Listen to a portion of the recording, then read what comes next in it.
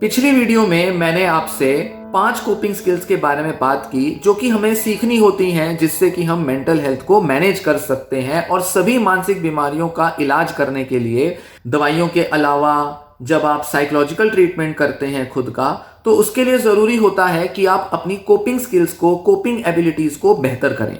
Coping skills कुछ ऐसी होती हैं जो कि हमें तनाव से, डिफिकल्ट इमोशन और डिफिकल्ट सिचुएशन से जूझने में, उनका सामना करने में और उनसे खुद को बाहर निकालने में मदद देती हैं।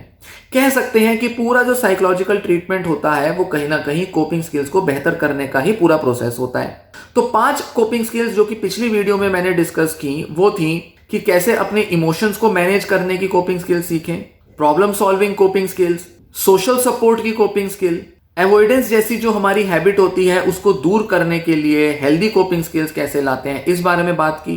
और 5वीं माइंडफुलनेस मेडिटेशन के बारे में भी बात किया, जो कि अपने में एक पूरी स्किल होती है जिसे सीखना पड़ता है अपनी मेंटल हेल्थ को मैनेज करने के लिए।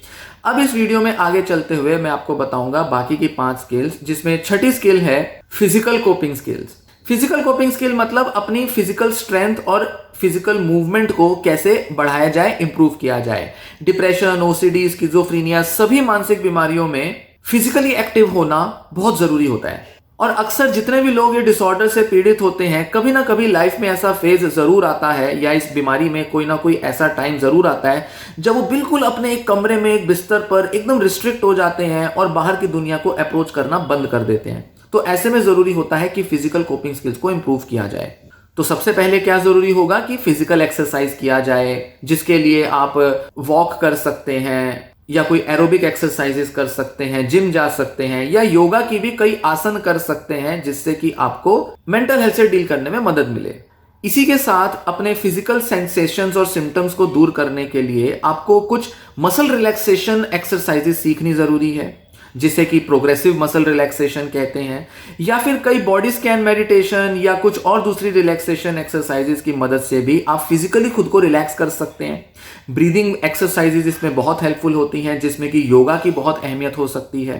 तो आप योगा करें रेगुलरली। योगा की जितनी भी प्राणायाम वाली जो एक्सरसाइजेस होती हैं वो ब्रीदिंग रेगुलेशन पर ही फोकस्ड होती हैं।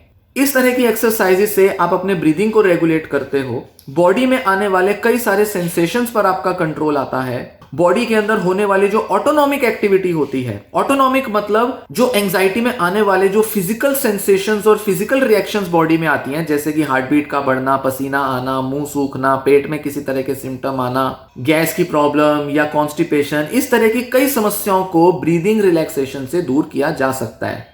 तो जब आप ब्रीदिंग पर अपना कंट्रोल लाते हो तो बॉडी के कई सारे प्रोसेसेस को आप बेहतर करते हो और उन पर भी आपका कंट्रोल आता है।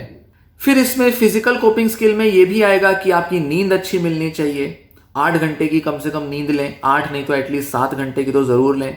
रेस्ट जरूर करें, दिन में एक टाइम अपने को जरूर दें जिसमें आप रेस्ट कर रहे हो। ये नहीं कि हमेशा भागा दौड़ी में लगे रहना है, काम करते रहना है। मेंटली फिजिकली खुद को रिलैक्स करना, थोड़ा सा टाइम दिन का ऐसा देना खुद को जरूरी है जिसमें कि आपके पास कोई ज्यादा फिजिकल एक्टिविटी ना हो।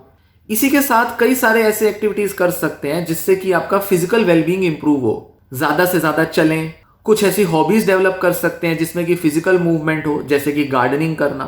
किसी गांव में रहते हैं आप तो थोड़ी किसानी करना आपके लिए हेल्पफुल होगा।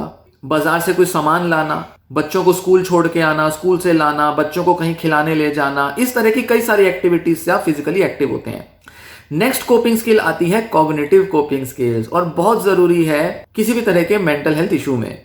अपने नेगेटिव थॉट्स की पहचान करना, आपके मन में नेगेटिव थॉट्स का कैसे बदलाव आता है, कौन से ऐसे ट्रिगर हैं जो कि आपको नेगेटिव महसूस कराते हैं, उन थॉट्स की पहचान करना, कैसे उनका एक साइकिल चलता है, इस बारे में अंडरस्टैंडिंग लाना, ये जरूरी होता है किसी भी बीमारी में।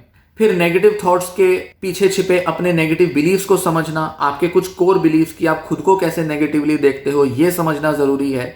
फिर इन नेगेटिव थॉट्स के बजाय आपको जो पॉजिटिव सोचना है, इस तरह की रीफ्रेमिंग करना, जिसे हम कहते हैं कि कॉग्निटिव रीस्ट्रक्चरिंग करना, कि अगर हम नेगेटिव सेल्फ टॉक कर रहे हैं तो पॉजिटिव सेल्फ टॉक कैसे डेवलप करें, किसी भी सिचुएशन के पॉजिटिव एस्पेक्ट्स पर ध्यान कैसे देना है, अपने कॉग्निटिव बायसेस जो एरर्स होते हैं हमारी थिंकिंग में, उनको कैसे दूर किया जाए, एक सिचुएशन के मल्टीपल पर्सपेक्टिव्स कैसे देखे जाएं, ये सब कॉग्निटिव कोपिंग स्किल्स में शामिल होता है। नेक्स्ट इंपॉर्टेंट कोपिंग स्किल आती है रिलैक्सेशन कोपिंग स्किल्स। जैसे पहले मैंने माइंडफुलनेस के बारे में और फिजिकल कोपिंग के बारे में बताया, रिलैक्सेशन कोपिंग स्किल्स भी इसी तरह हमारी एंजाइटी और कई सारे मेंटल टेंशन को दूर करने में मदद देती है। पर इसमें जो मेन फोकस है वो होता है हमारा गाइडेड मेडिटेशन पर। एक ऐसी मेडिटेशन जिसमें कि हम कोई एक सिनेरियो विजुलाइज करते हैं और जिसको विजुलाइज करके हम खुद को रिलैक्स कर सकते हैं। जैसे कि आप YouTube पर अक्सर देखते हैं कि कई सारे डॉक्टर्स, थेरेपिस्ट या साइकोलॉजिस्ट जो हैं वो आपको गाइडेड मेडिटेशन कराते हैं, जिसमें वो एक स्क्रिप्ट रीड करते हैं और उस स्क्रिप्ट को रीड करके आपको सिर्फ सुनने को कहते हैं और जैसा जैसा वो बोलते हैं वैसा वैसा आप महसूस करें, ऐसा वो आपको इंस्ट्रक्शन देते हैं। इसके लिए वीडियो में कोई अच्छा सा म्यूजिक बज रहा होता है और जो स्पीकर होता है, जो बोल रहा होता है, उसकी आवाज इतनी अच्छी होती है कि आपको रिलैक्स करती है। तो इस तरह की रिलैक्सेशन एक्सरसाइजेस हेल्प करती हैं। साथ ही रिलैक्सेशन के लिए जरूरी नहीं कि आप सिर्फ पॉजिटिव थॉट्स या किसी की कोई स्क्रिप्ट को सुने। आप सिर्फ म्यूजिक सुन सकते हैं, नेचर की कोई साउंड सुन सकते हैं, या नेचर में थोड़ा टाइम स्पेंड करना ये भी रिलैक्स करता है।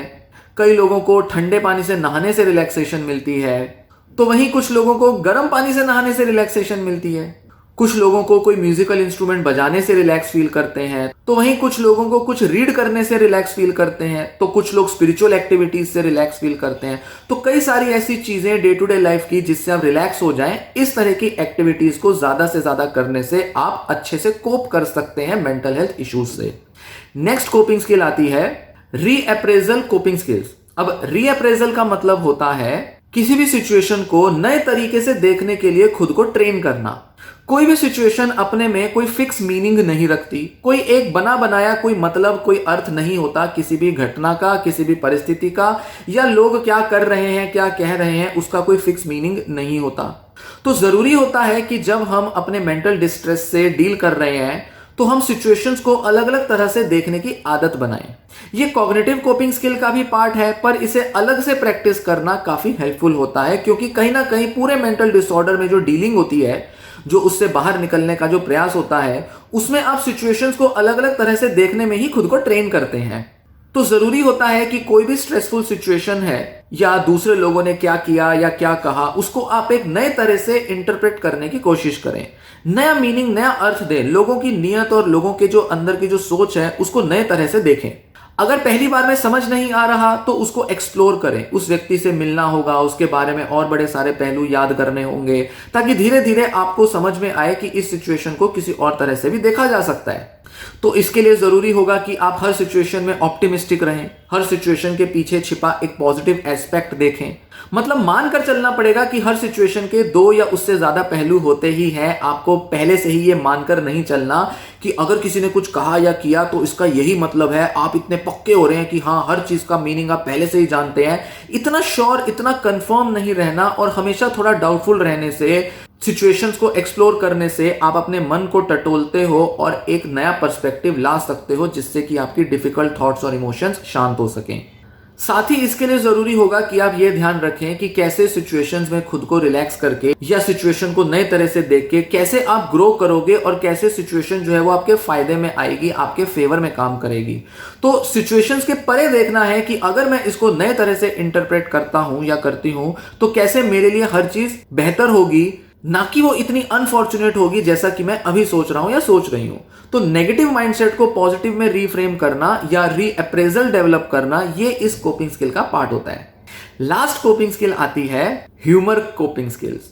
ह्यूमर मतलब मजाकिया हो जाना, सिचुएशंस में हमेशा थोड़ा फन, एंटरटेनमेंट और थोड़ा लाइटर साइड देखना, सिचुएशंस को इतना सीरियसली नहीं लेना। हर व्यक्ति जिसको मेंटल डिसऑर्डर है, चाहे वो अपनी थॉट्स को, अपनी नेगेटिव इमोशंस को, अपने पास्ट को या आसपास की जो भी घटनाएं हैं उसको बहुत सीरियसली लेने लगता है। तो थोड़ा सीरियस एटीट्यूड बदला जाए और थोड़ा मजाकिया, थोड़ा फन और थोड़ा लाइट हुआ जाए।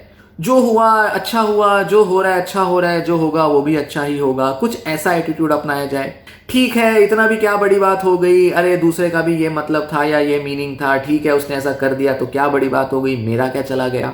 कुछ ऐसा बड़ा इजी और लाइट एटीट्यूड अपनाना जरूरी है। किसी भी तरीके की टेंशन को, किसी भी तरीके के मेंटल स्ट्रेस को चुटकियों में भगा सकता है ह्यूमरस एटीट्यूड, मजाकिया रवैया। मजाकिया बनो थोड़े से, चाहे ओसीडी हो, चाहे डिप्रेशन हो, चाहे एंजाइटी, किसी भी तरह की प्रॉब्लम हो, हर सिचुएशन में थोड़ा मजाक ढूंढो। इसका मतलब ये नहीं कि आप दूसरे का मजाक बना रहे हैं या खुद का मजाक बना रहे हैं, नहीं, हर सिचुएशन के अंदर मूड को लाइट किया जा सकता है। अपने बेतुके थिंकिंग स्टाइल्स पर हंसो। आपको कई तरह के वहम हो जाते हैं, चेक करो कि कैसे आपके जो वहम थे वो गलत साबित हुए और फिर खुद पर हंसो। अरे मैं ये क्या सोचने लगा, अरे पता नहीं ये चीज मेरे दिमाग में कैसे आ गई और मैं इस पर यकीन करने लगा। थोड़ी चीजों के पीछे छिपी विडंबना, पैराडॉक्स को समझो कि कैसे हम कुछ सोचते हैं और उसका बिल्कुल उल्टा निकलता है। तो ये जब बिल्कुल अलग पहलू, अलग तरह का चेहरा आपको दिखाई देगा रियलिटी का, तो आप सोचोगे अरे हम तो कुछ भी सोचे वो कभी सच नहीं होता, शायद उसका बिल्कुल उल्टा हो सकता है। इसलिए कभी भी नेगेटिव सोचने की बजाय बेहतर है कि उसको पॉजिटिव ही सोच लिया जाए, हो सकता है कुछ अच्छा ही हो जाएगा उसके अंदर।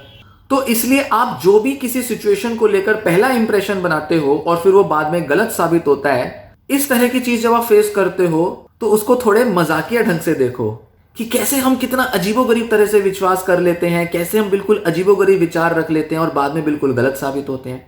साथ ही यह जरूरी होगा कि आप सिचुएशंस की एब्सर्डिटी को देखो।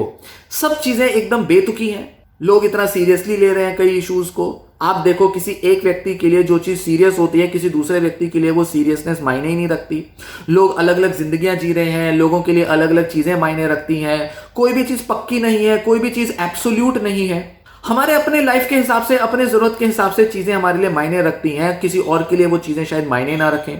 मेरी ये जो थॉट्स हैं ये मेरे लिए बड़ी इंपॉर्टेंट है, दूसरों के लिए ये थॉट्स इंपॉर्टेंस ही नहीं रखती। या पहले जो चीजें मेरे लिए इंपॉर्टेंट थी आज वो चीजें मेरे लिए इंपॉर्टेंट नहीं है। तो पता चलता है कि हम जिन चीजों में विश्वास करते हैं वो कितनी बेतुकी चीजें हैं। तो चीजों के बेतुकेपन को महसूस करो, देखो उसे, जानो उसे। साथ ही दूसरे लोगों के साथ भी थोड़ी ह्यूमरस टॉक्स में इन्वॉल्व हो। कॉमेडी शोज देखो, छोटी छोटी रोजमर्रा की जो सिचुएशन है उसमें थोड़ा ह्यूमर ढूंढो, मजाक ढूंढो, जोक्स क्रैक करो। कॉमेडी वीडियोस देखो, छोटी छोटी जो शॉर्ट्स होती हैं कॉमेडी वाली, कॉमिक्स ही, उनको देखो, दूसरों के साथ शेयर करो। ज्यादा से ज्यादा कोशिश करो कि थोड़ा कॉमेडी आए लाइफ में, मजाक करो। चाहे दुनिया में कुछ भी सीरियस चल रहा हो, कोई युद्ध हो रहे हैं किसी जगह पर, उसमें भी मजाक करो। बहुत लाइट मूड के साथ आप अप्रोच कर सकते हो और अपने मेंटल हेल्थ को बेहतर बना सकते हो।